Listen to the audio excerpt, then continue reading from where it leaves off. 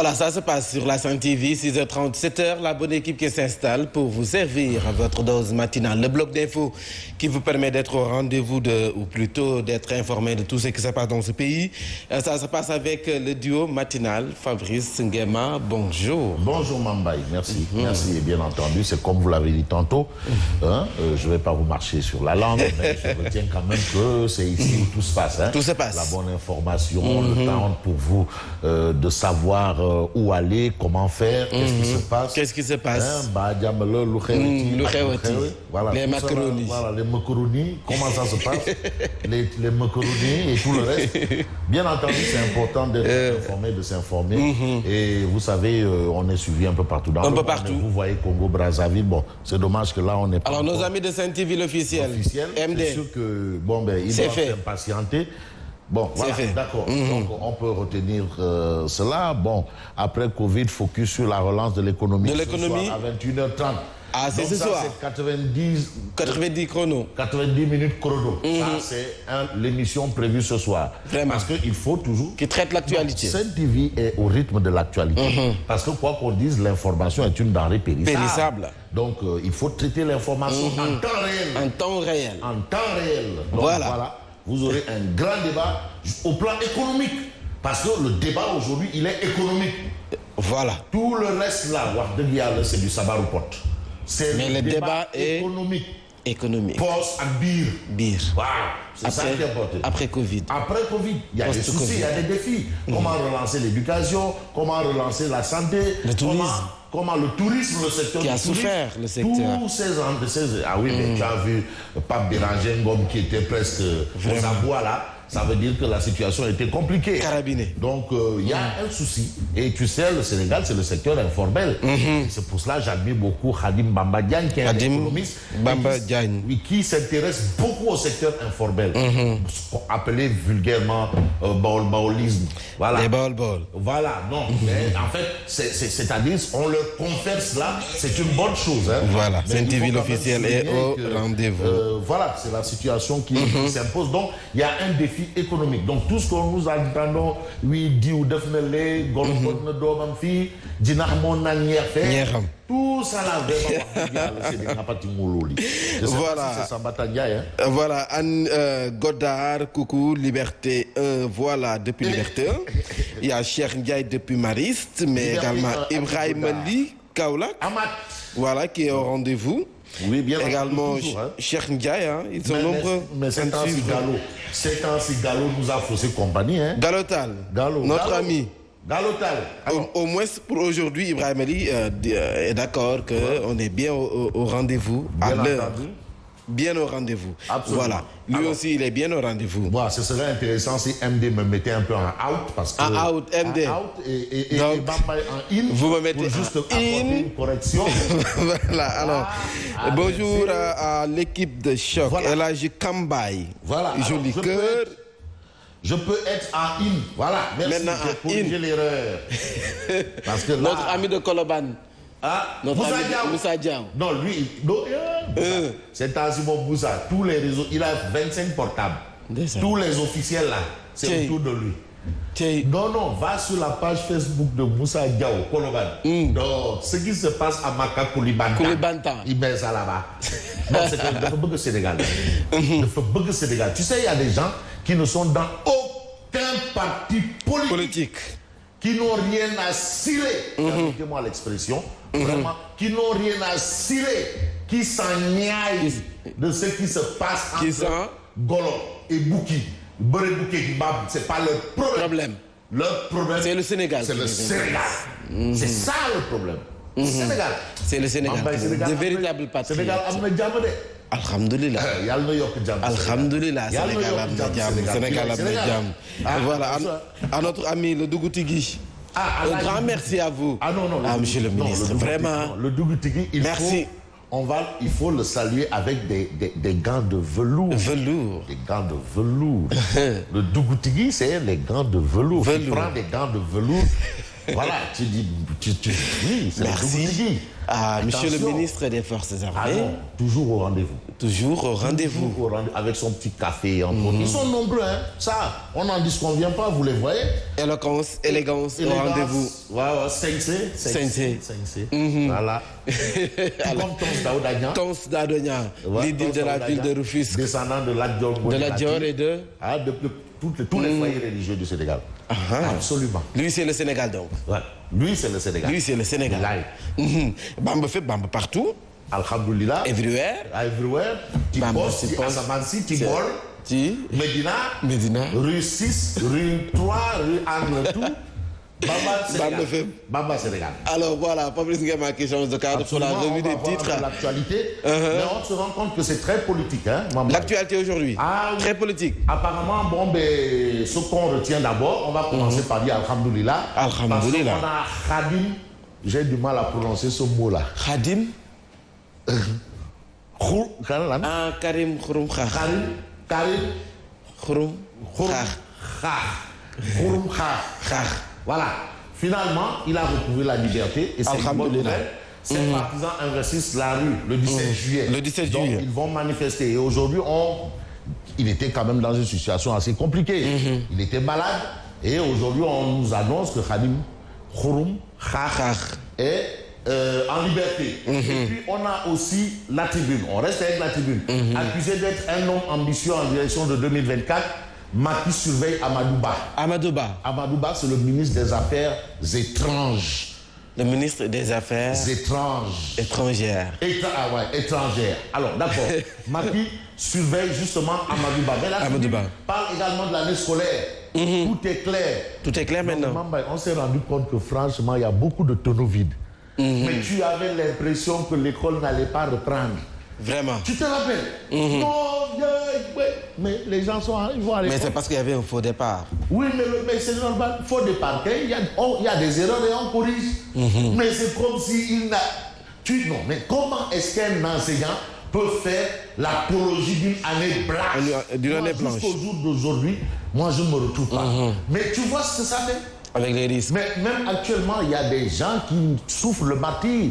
Qui payent l'école, qui payent les études de leurs enfants, qui assistent leurs enfants à la maison. Donc c'est compliqué. Donc aujourd'hui, Mohamed Moustapha gagne, l'imam Ratib. L'éducation n'a pas de prix. Il a le Aloha, maintenant il est dans le Wazifa. Parce que là, vraiment, il faut que ça avance. Ça avance. Fin des cours le 30 septembre, ouverture des classes le 12 novembre. Donc c'est clair.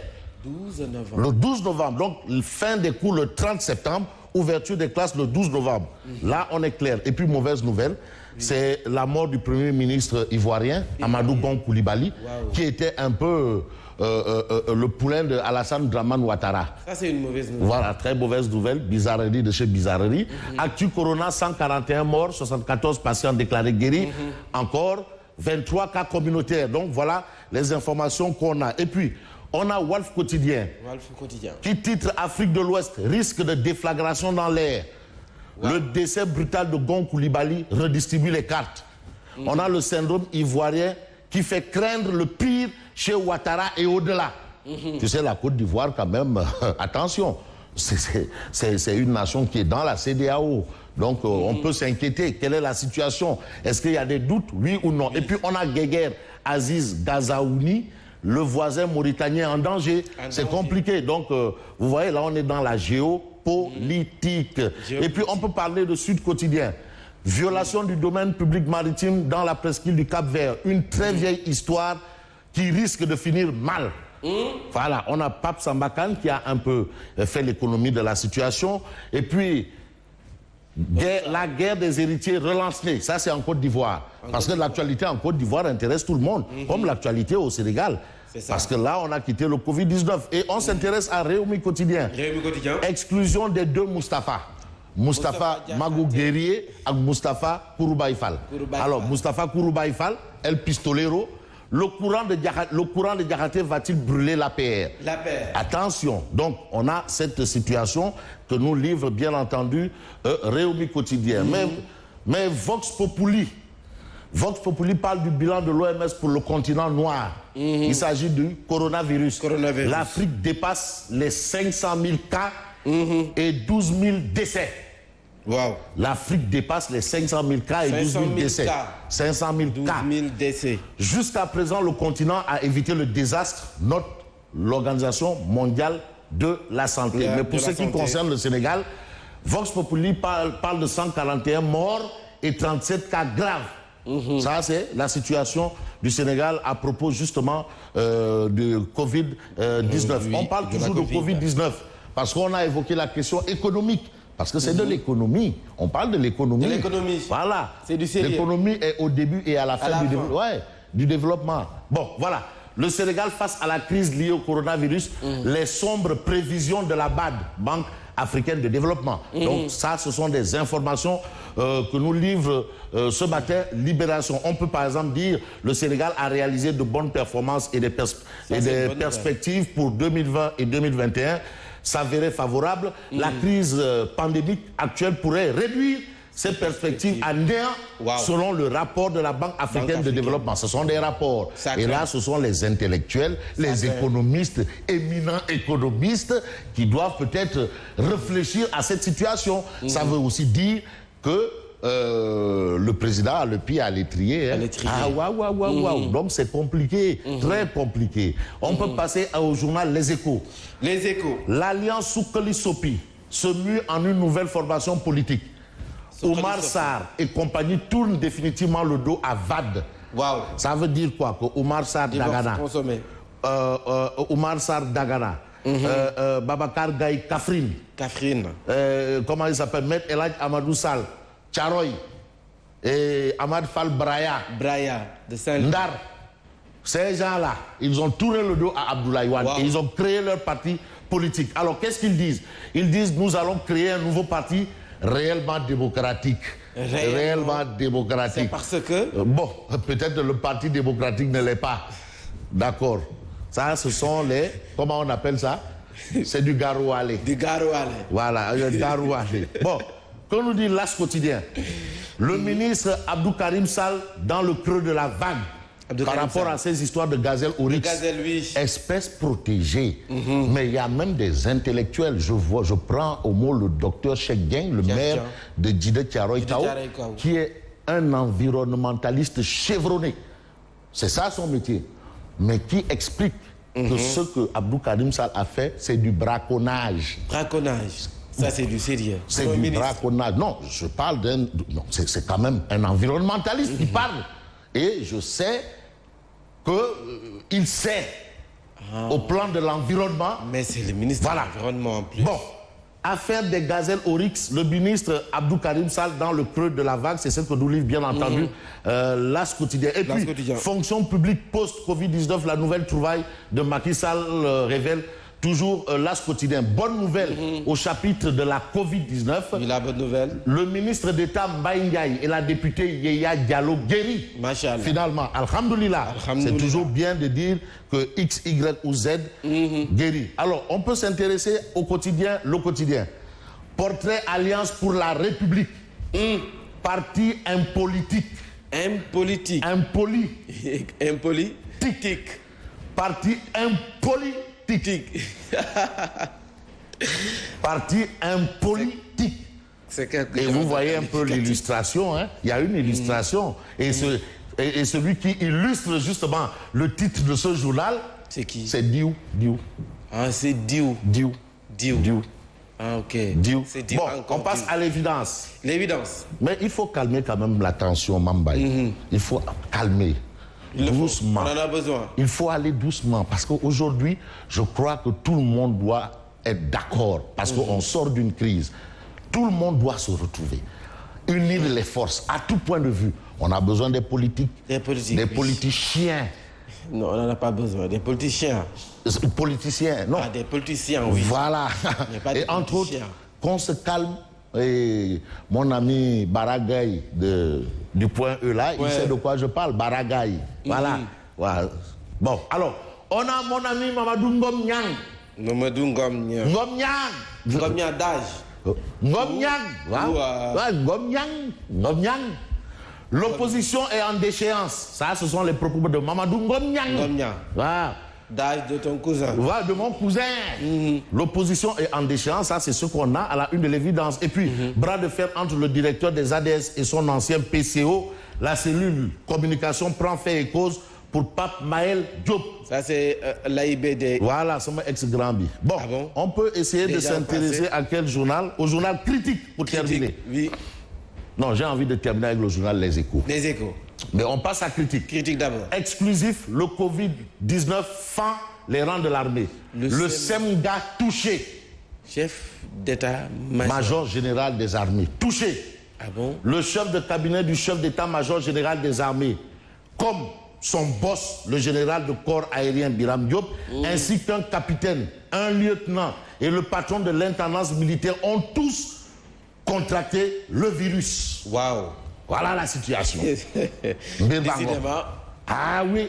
Décidément. Ah. Et on a aussi une autre information, saisine du procureur dans l'affaire Moustapha Cissé Lo, les avocats de Yaham Kodou Ndemay sur la piste de l'audio. Donc vraiment, on va vers une guerre carrément médiatique. On termine par une information. Laquelle? Le journal Les Échos. Forte consommation de la boisson pétillante. Et là, je sais que du côté de SICAP Liberté 1, on sait de quoi je parle. Boisson pétillante. Du côté de SICAP Liberté 1, Bigodon Noir 5. Le nom de la boisson. Les Sénégalais ont vidé. Les Sénégalais. On n'a pas dit Sénégalais d'ici, de là ou de là-bas. Les Sénégalais ont vidé 52 364 bouteilles de champagne pour 642 507 060 francs CFA en 2019. Attends, les Sénégalais. Les Sénégalais. Bon, on va peut-être essayer de savoir si ce sont les 2% là qu'on dit là qui ont vidé tout ça, qui ont bu tout ça. Si ce sont les 3-2% qui ont bu tout ça, là, c'est cette catégorie-là. Parce que là, on parle bien de 52 364 bouteilles. Wow. Parce que du côté des cigares, le champagne, ça se consomme frais. Ouais, les Sénégalais ont vidé 52 364 bouteilles de champagne en 2019. En 2019. Bon, mais c'est pas méchant parce que c'est juste les 3%. C'est les 3% de la population là, hein. C'est eux qui ont tout bu là. Tout. 3%. Ouais. Mais il faut arrêter là. Waouh. Qui a bu? Alhamdulillah. Yaram Kallah. Yaram Kallah. Fabrice Guéma, c'était tout pour ce matin. Merci et bonne continuation. Vous avez le bonjour de Brigitte Ekomi. Ça, c'est ma maman. Oui, Brigitte mais tantine Brigitte, mais c'est elle qui m'a allaité. C'est ma maman. Alors maman, merci. C'est ma mère. Maman et ça me fait plaisir de savoir